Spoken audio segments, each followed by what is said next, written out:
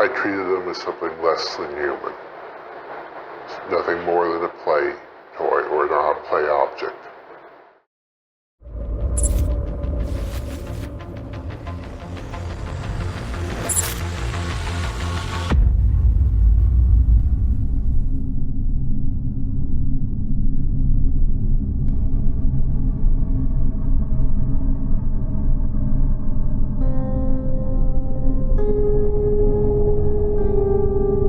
Control for some, it's a desire, for others, an obsession. But for a rare few, it is the central organizing principle of their existence. They don't just want to influence the world around them, they want to possess it, piece by piece. Some killers hunt for power, some for rage, but a collector seeks to own, to curate, to transform a living, breathing human being into a permanent artifact of their own private world. Tonight, we delve into the terrifyingly organized mind of Robert Berdella, a man who didn't just commit unspeakable acts, but meticulously documented, photographed, and archived every single one. Welcome to Fligma's first video. Our purpose here is not to sensationalize these tragic stories, but to dissect the why, to understand the psychological architecture that allows a person to become a monster. I hope I can earn your subscription by the end of the video. In the case of Robert Berdella, known chillingly as the Kansas City Butcher, we find a disturbing template for a specific kind of predator. He was a man who built a fortress of normalcy around the dungeon of depravity, operating in plain sight for years. This is the story of how he did it and how it all came crashing down.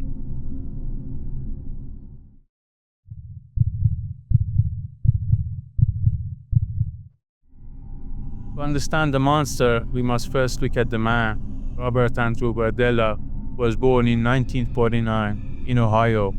His father, a factory worker, was a distant figure.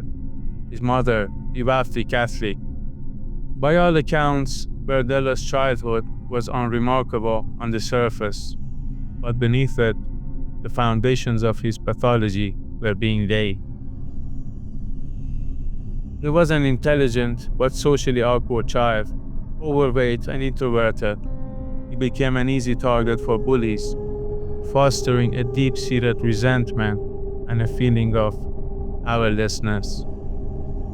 This is a common thread in the development of many violent offenders, a profound sense of inadequacy that later morphs into a desperate, violent need for control.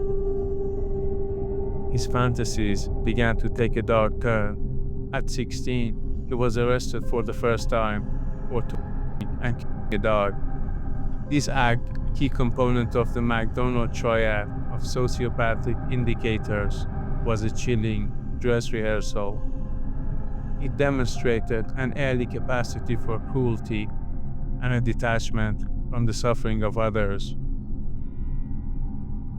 He later moved to Missouri to attend the Kansas City Art Institute. He was intelligent, even charming for some, but his academic career was cut short by arrests for selling amphetamines and LSD. He was drifting, a man of intellect without direction, his dark fantasies festering, looking for an outlet.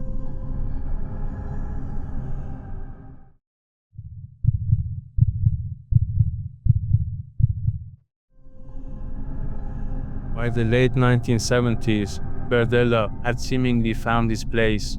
He opened Bob's Bizarre Bazaar in the Westport neighborhood of Kansas City.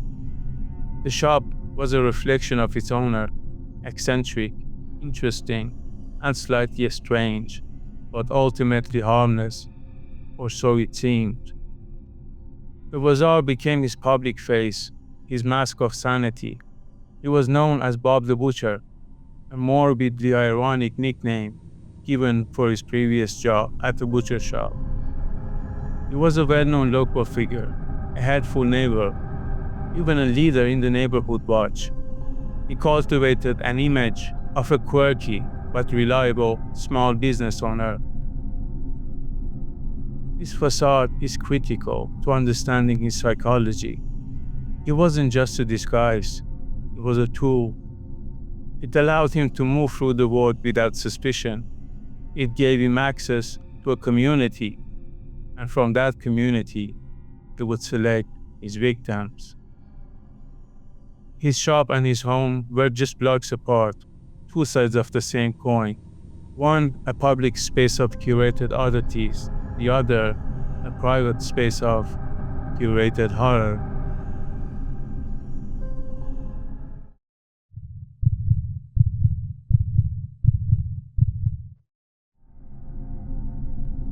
He was funny, kind of screwy, mysterious. Everybody knew he was a little bit gay, but no, he never had any people that were that way with him here that we were aware of.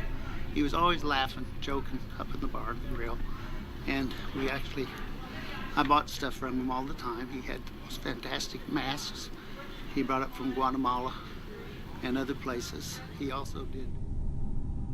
In the summer of 1984, the collection began. The first acquisition was 19-year-old Jerry Howell. Howell had done some yard work for Berdella. He was invited back to the house, offered a meal.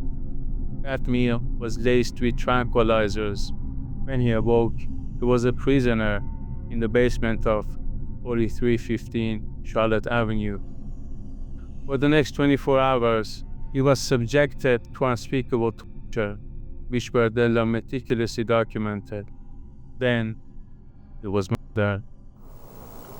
It looks like a loose leaf paper. It does contain information about amounts of drugs and so on. So, what is your complaint with the police calling these detailed diaries? By your evaluation, does this look methodical, Doesn't look methodical. meticulous? It looks a little sloppy. They are. This established a pattern.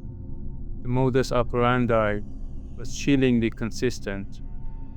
The victims were almost all young men, often drifters or sex workers, people whose disappearance might not immediately raise alarms. If you can hear this, please call. We just want you home. We're not angry. We miss you.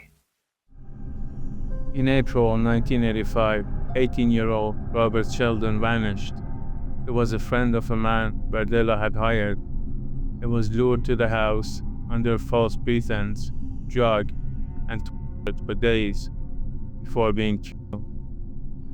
His family searched for him, but the trail went cold at Berdella's door. Over the next 2 years, the collection grew. Mark Wallace, 20, James Ferris, 25. Then in the summer of 1987, two more men, 21-year-old Todd Stoops and 20-year-old Larry Pearson. For Berdella, this was not just a chaotic frenzy, it was a project.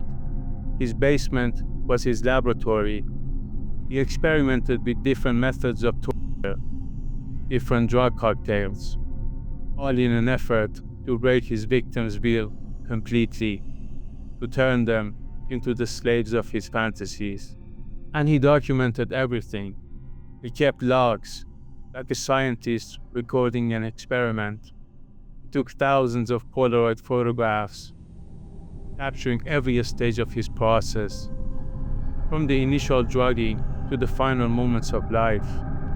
These were not just mementos, they were trophies.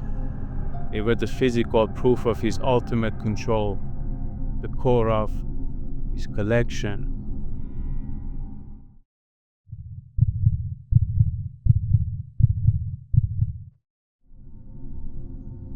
For 4 years, Berdella's system was flawless, but on March 29, 1988, he made a mistake.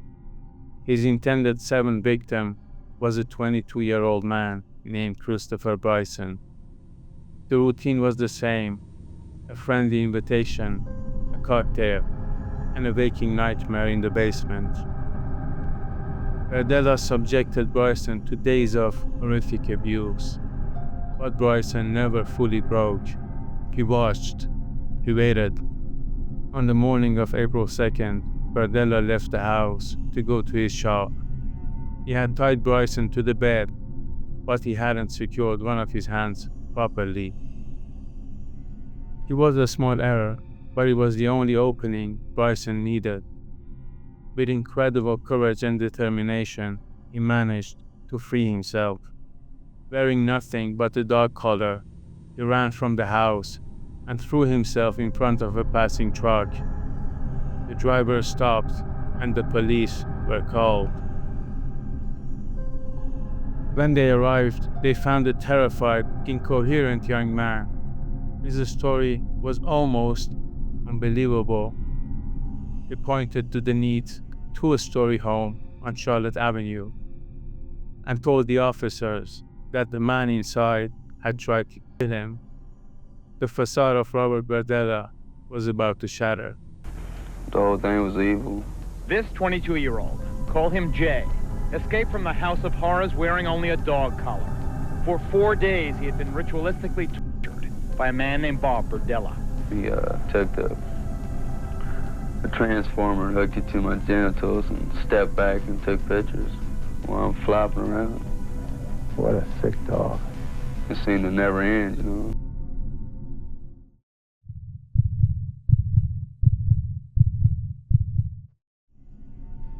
Berdella was arrested and initially denied everything. He was calm, collected, confident that there was no evidence. Berdella was found guilty of murdering several young boys and burying them in his backyard. And after I made my last pleas, I wanted to get at least part of my side of it out.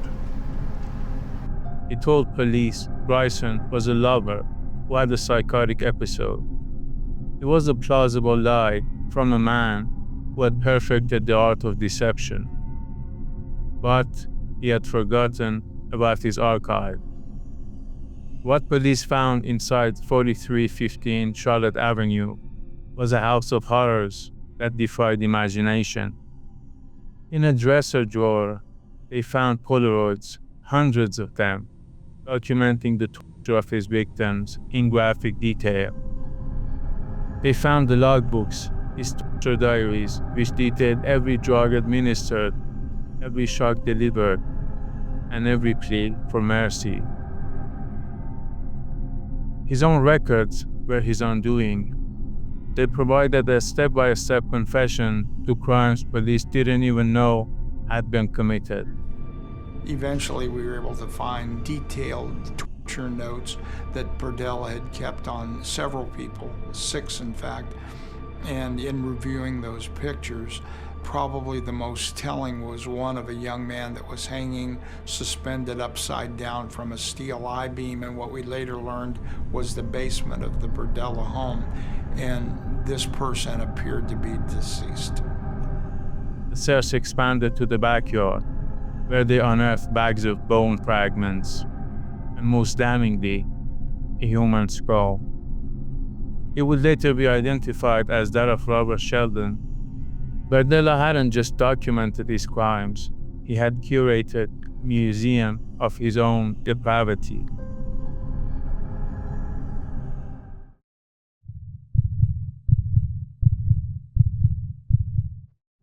So, we return to the central question: why? The psychological profile of Robert Berdella is a case study in malignant narcissism and psychopathy. He possessed no genuine empathy. Other people were not beings with their own lives and feelings. They were objects, instruments for his gratification.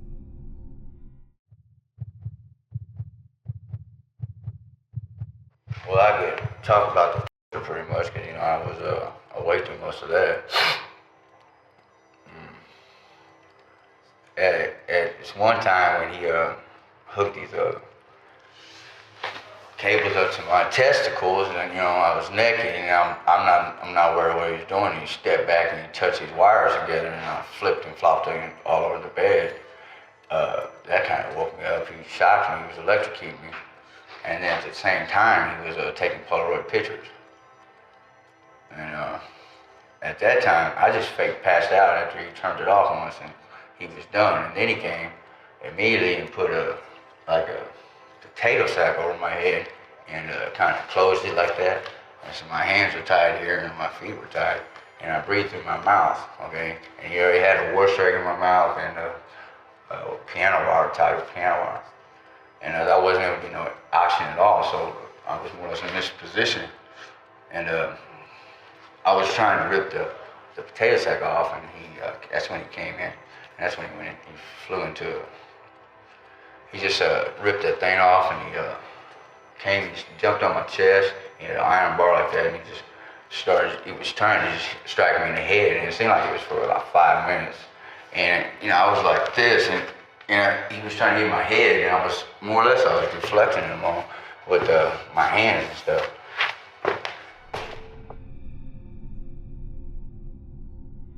His grandiosity is evident in his meticulous record keeping. The journals and photos were not just for reliving the experience. They were a testament to his perceived genius, a tangible manifestation of his art. In his own warped reality, he wasn't a monster. He was a master, a curator of human suffering. This is the core of the collector-killer's psyche. The crime itself is a creative act, and the evidence is the masterpiece. The torture served a specific psychological purpose, the complete annihilation of the victim's identity. By breaking them down physically and mentally, he transformed them from a person into a possession, his slave. This fulfilled his lifelong fantasy of absolute control, compensating for the powerlessness he felt as a child. Faced with his own undeniable evidence, Berdella eventually struck a deal. He pleaded guilty to 6 murders to avoid the death penalty, providing a full, chillingly clinical confession. He showed no remorse, only a detached interest in the proceedings, as if discussing a project that had simply come to an end. Robert Berdella died in prison in 1992, just 4 years after his arrest. The house on Charlotte Avenue was demolished, an attempt to erase a dark stain from the neighborhood. But the case remains a stark and chilling example of the collector killer. It reminds us that the most terrifying monsters are often the ones who wear the most convincing masks. They are the friendly neighbor, quirky shop owner, the person you would never suspect. The meticulous evil of Robert Berdella serves as a permanent warning. It shows that evil isn't always chaotic or impulsive. Sometimes it is patient, it is organized, it is documented and preserved. A meticulous archive of suffering crafted by a mind that saw human beings not as lives to be lived, but as objects to be collected.